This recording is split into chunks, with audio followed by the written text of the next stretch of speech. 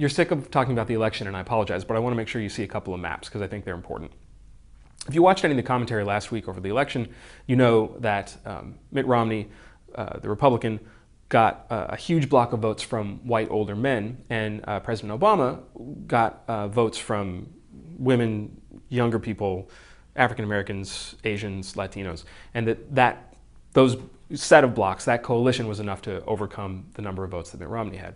But I want you to see some maps that get at a different slice of those demographics.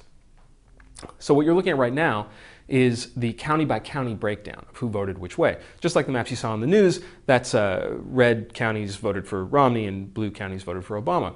This kind of map's called a choropleth map. It divides up geographic areas by some value, in this case, who they voted for.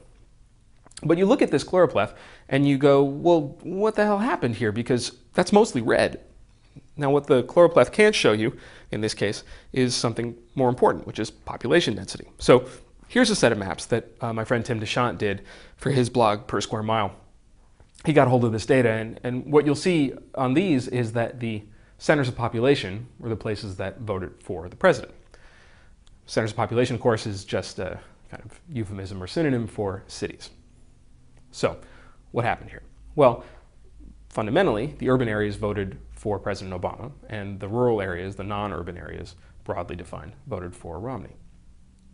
Okay, but not exactly, and we can drill down into that even more. Nate Silver, the polling wizard who blogs for the New York Times, had this line a couple months ago. He said, the heuristic is, if a place has sidewalks, it votes for Democrats. If it doesn't, it votes for Republicans. And that's a good heuristic, but we can get a little bit more specific. This is the work of a group called Patchwork Nation. Another old friend, a guy I worked with at Newsweek a long time ago, Dante Chinny, does this.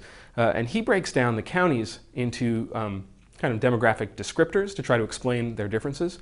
So what happened here was, in places that Patchwork Nation describes as, for example, the moneyed burbs, the really nice ritzy suburbs of cities, or industrial centers, or places that have college campuses, those places voted overwhelmingly for the president for re-election. But places that could be urban, but were also evangelical centers, let's say, or were near military bases, voted overwhelmingly for Mitt Romney. But there weren't enough of those to compensate for the advantage that the president had.